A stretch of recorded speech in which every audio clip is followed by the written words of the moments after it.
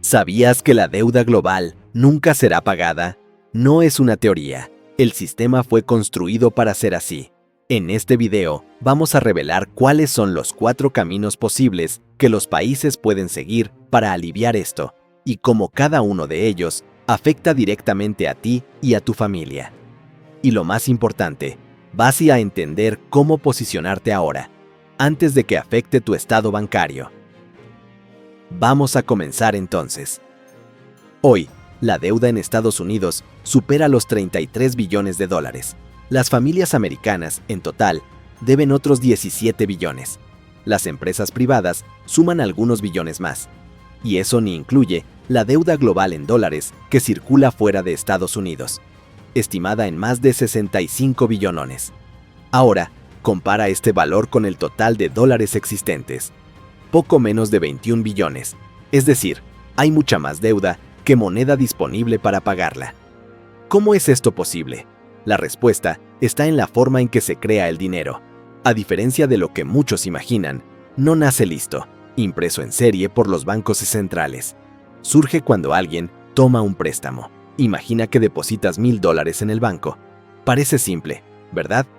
Pero ahora piensa, ¿y si esos mismos $1,000 se utilizan como base para crear varios otros préstamos al mismo tiempo? En pocos pasos, los mismos $1,000 ya sostienen múltiples deudas simultáneamente. El dinero se ha multiplicado sin haber sido realmente creado. Este mecanismo se conoce como sistema de reserva fraccionaria. Funciona porque todos creen que los recursos estarán disponibles cuando sea necesario. Pero hay un detalle crítico.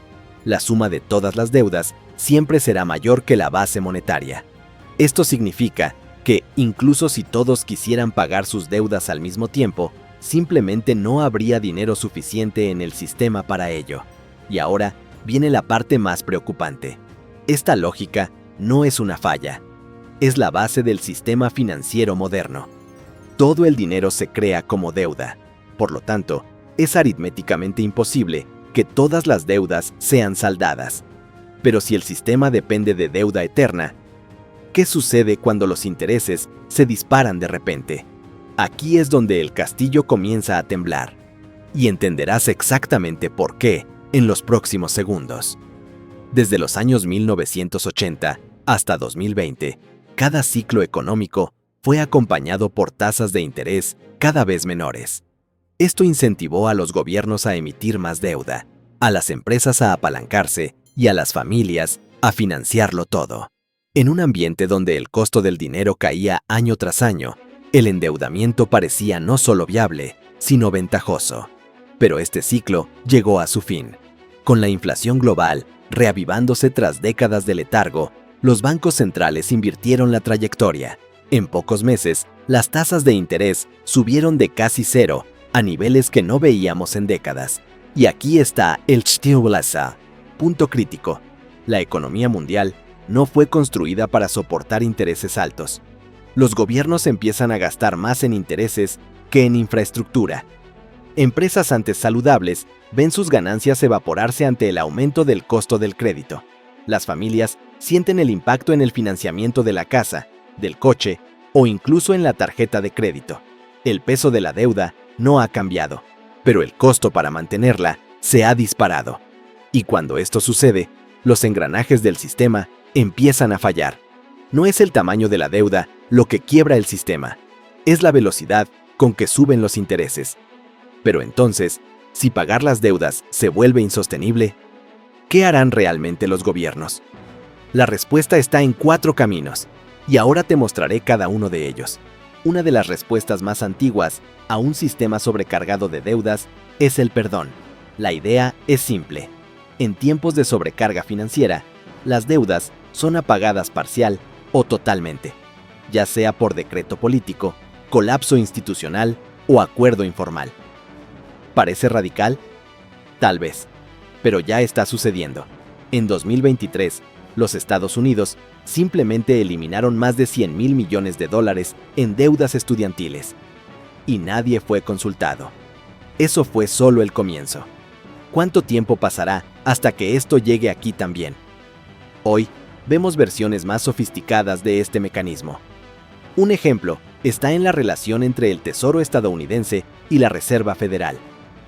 Cuando la Fed compra bonos del gobierno, está, en la práctica, financiando al gobierno con dinero recién creado. Estos bonos van al balance del propio Banco Central. Y aquí está el detalle. Cualquier interés pagado sobre esta deuda regresa al propio gobierno. En términos líquidos, esta deuda prácticamente desaparece. Existe solo en la contabilidad, no como una obligación real. El impacto de esto es profundo. No se trata solo de desaparecer con la deuda, sino de redistribuir silenciosamente la pérdida. Los inversores que vendieron sus bonos temprano absorbieron pérdidas. Los ciudadanos comunes, a través de la inflación, pagan la cuenta indirectamente. Y mientras tanto, el gobierno alivia su presión fiscal sin enfrentar directamente al electorado. Pero siempre hay consecuencias, especialmente para quienes están del lado equivocado de la ecuación, que en este caso somos nosotros, los ciudadanos. Y aún más importante, este tipo de medida es selectiva. Funciona para algunas deudas, en ciertos momentos, pero no resuelve el problema estructural. Si el perdón de deudas no es suficiente o políticamente viable, el sistema puede seguir un camino mucho más doloroso: el desapalancamiento deflacionario. En este escenario, los deudores comienzan a quebrar en cadena. Las empresas no logran renovar sus financiamientos, las familias dejan de pagar hipotecas, los gobiernos recortan gastos drásticamente.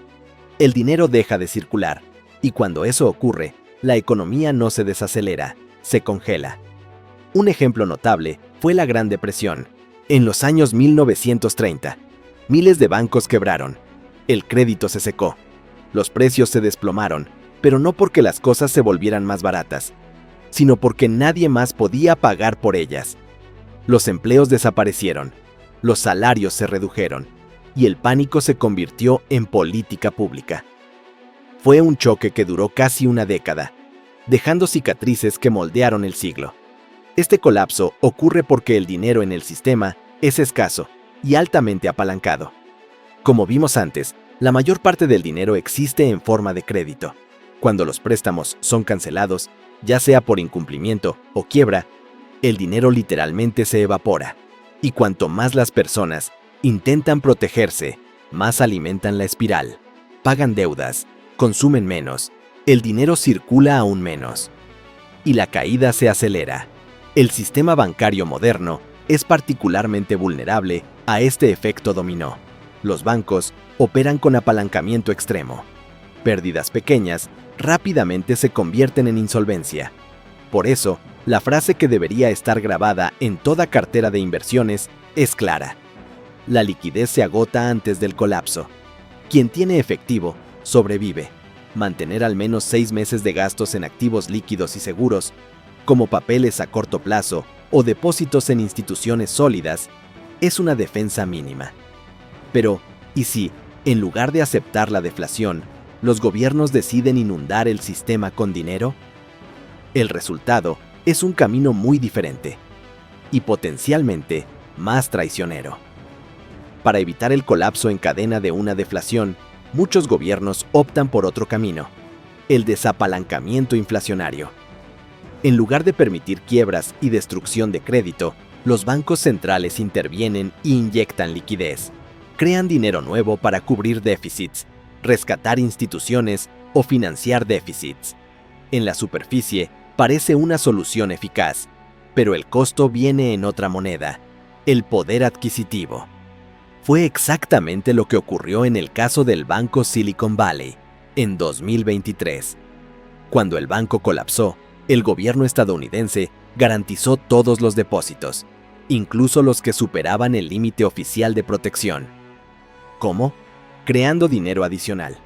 Ningún impuesto fue cobrado directamente, pero el costo fue transferido al resto de la economía a través de la inflación futura. Esta maniobra se convirtió en el estándar silencioso de respuesta en crisis: imprimir ahora, pagar después, en valor real. En este proceso, activos fijos como dinero en cuenta corriente, títulos de renta fija y pensiones indexadas de forma deficiente pierden valor con el tiempo. Ya los activos reales, como acciones de empresas productivas, inmuebles y commodities, tienden a preservar, o incluso aumentar su valor nominal. El punto más importante es que la inflación actúa como un impuesto invisible sobre quienes ahorran. Es una transferencia de valor de los ahorradores a los emisores de moneda. Y lo que es peor, es selectiva e impredecible. Una inflación del 8% anual reduce a la mitad el valor real de su dinero en solo 9 años, sin aviso, sin negociación, sin exención. Este camino es el más probable cuando la política domina la economía. Pero, ¿y si, en lugar de inflar o colapsar, hubiera otra salida? Existe un cuarto camino, el más deseado por los optimistas y el más difícil de alcanzar: un auge de productividad. En este escenario, la economía crece tanto en eficiencia como en innovación, de modo que las ganancias superan el peso de la deuda. Es como un empresario endeudado que, al aumentar significativamente sus ingresos, logra pagar todo sin apuros. A nivel nacional, esto exige algo parecido a lo que vimos durante la Revolución Industrial, o, más recientemente, con la digitalización de la economía. La inteligencia artificial y la biotecnología prometen avances que pueden transformar sectores enteros. Pero incluso si esto sucede, hay un detalle crucial: la productividad no surge de la noche a la mañana. Requiere estabilidad institucional, infraestructura sólida, educación de calidad y reglas claras. Factores que no siempre están presentes, especialmente en economías con alto endeudamiento. Sí, el crecimiento puede ayudar a compensar parte del problema, pero no lo resuelve a corto plazo. Y hasta entonces, la deuda sigue venciendo y los intereses continúan subiendo. Por eso, esperar un milagro productivo es arriesgado. Es mejor prepararse para el escenario realista y proteger su patrimonio ahora. Pero ¿cómo exactamente hacerlo de forma racional y eficiente? La primera medida es enfocarse en activos reales con valor intrínseco, acciones de empresas resilientes, inmuebles productivos, metales preciosos como oro y plata, e incluso una asignación táctica en Bitcoin. Todos tienen algo en común: no dependen de la confianza en gobiernos o emisiones de moneda. Representan valor concreto y escaso. Al mismo tiempo, es prudente evitar la concentración en títulos de renta fija de largo plazo, especialmente con tasas fijas. Estos papeles pueden parecer seguros a corto plazo, pero en entornos inflacionarios corroen el valor silenciosamente. Ya del otro lado de la ecuación, vale la pena considerar el lado pasivo. Si tienes deudas a largo plazo con intereses bajos, pueden actuar a tu favor, ya que los intereses cobrados serán menores que la desvalorización de la moneda. Otra estrategia inteligente es mantener liquidez estratégica. Y aquí entra la estrategia de Barbell, una combinación entre seguridad y audacia. Por un lado, efectivo y activos líquidos para resistir choques. Por el otro, activos seleccionados con alto potencial de crecimiento. Pero protegerse es solo el primer paso, porque lo que funcionó en las últimas décadas no funcionará en las próximas. Los últimos 40 años han sido una excepción histórica.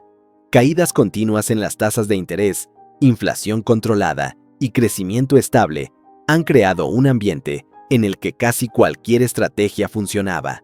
Pero este ciclo ha terminado, y los próximos 40 años serán diferentes. Posiblemente más volátiles, menos predecibles y mucho más selectivos con respecto a quién será recompensado. Lo normal no volverá. Esperar que los mercados se comporten como antes es como navegar con mapas antiguos en mares que han cambiado de forma. El juego ha cambiado, y las ganancias del futuro no vendrán para quienes buscan seguridad absoluta, sino para quienes construyen una estrategia lo suficientemente sólida como para soportar tormentas. Esto significa revisar su portafolio con una nueva mirada, como quien diseña un barco para atravesar aguas turbulentas, y no para un lago tranquilo y predecible. La ejecución práctica de este cambio de mentalidad es lo que separa a quienes sobreviven de quienes prosperan. ¿Está listo para esto? Si deseas preservar y expandir tu patrimonio en este nuevo ciclo, inscríbete en el canal y dale me gusta al video. Este es el tipo de conocimiento que te posiciona por delante del mercado. Ignorar este escenario es el mayor riesgo que puedes correr. Nos vemos en el próximo video.